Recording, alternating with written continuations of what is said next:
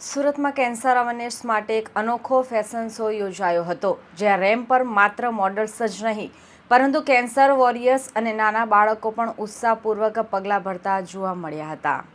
Breast cancer awareness group અને pink pride દ્વારા આ ખાસ ફેશન શોનું આયોજન કરવામાં આવ્યું હતું.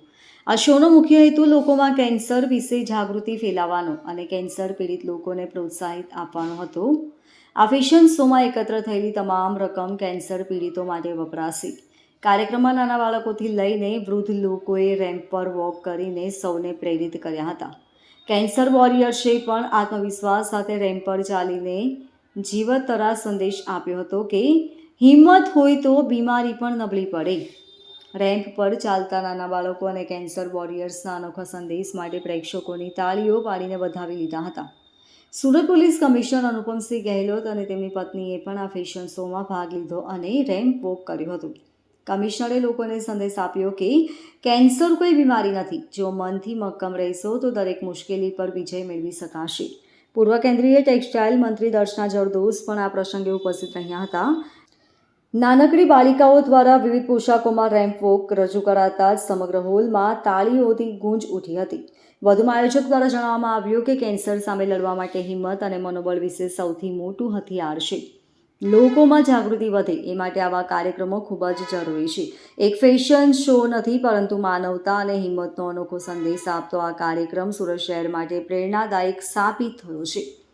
नमस्कार मित्रों, मैं डॉक्टर मुकेश पाराशर. सबसे पहले तो मैं धन्यवाद देना चाहूँगा पूरे सूरत शहर को, जिन लोगों ने भी अपना हमारे इस कैंसर अवेयरनेस पे जो प्रोग्राम हो रहा है उसको सपोर्ट किया, प्रमोट किया और हमारे साथ बैठकर कैंसर पेशेंट्स, डॉक्टर्स, वॉरियर्स और सबका सम्मान किया और उनका हौसला बढ़ाया.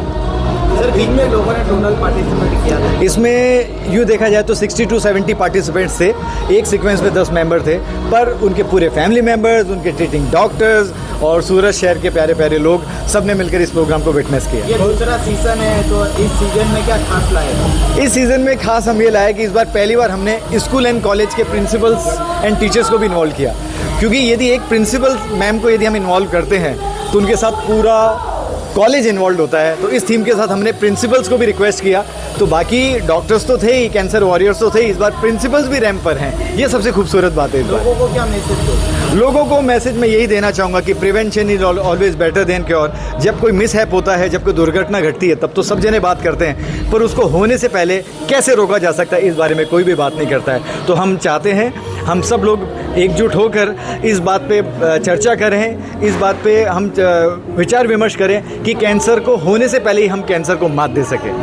મારું નામ બીના ભગત, એડવોકેટ એન્ડ નોટરી, અને આજે કેન્સર વોરિયરનો એક થીમ પર ફેશન શો હતો જે લોકોને એક મેસેજ પહોંચાડે કે કેન્સરથી ડરવાનું ના હોય, કેન્સરને આપણે કેન્સલ કરવાનું હોય, કેન્સર આપણે મારે પહેલાં આપણે એને મારવાનું હોય અને સ્ટ્રોંગ અને કોન્ફિડન્ટથી જીવવાનું. મને 2017થી બ્રેસ્ટ કેન્સર હતું અને આજે બી હું એટલી કોન્ફિડન્ટલી કામ કરું છું, કોર્ટમાં જાઉં છું, સોશિયલ વર્ક કરું છું, મારું વૃદ્ધાશ્રમ છે નિર્મળા ભગત, ત્યાં જાઉં છું અને બીજા ઘણા સોશિયલાઇટ ફંક્શન કરતી રહું છું. એટલે આપણે સમાજને એક મેસેજ પહોંચાડવાનું છે કેન્સર વોરિયર તરીકે કે don't afraid, be strong, be confident and walk your life.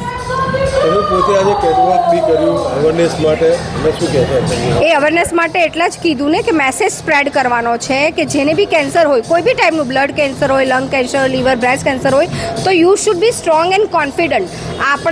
આપણે જો ડરી જશું તો આપણું ફેમિલી મટી જશે, ફેમિલી ડરના મારે જીવી ના શકશે. એટલે આપણે સ્ટ્રોંગથી કેન્સરનો ડર નીકાળીને આપણું જે લાઈફ સ્ટાઇલ હોય એને જીવવાનું છે અને વર્ક કરવાનું છે. Bureau report LK star news, Surat.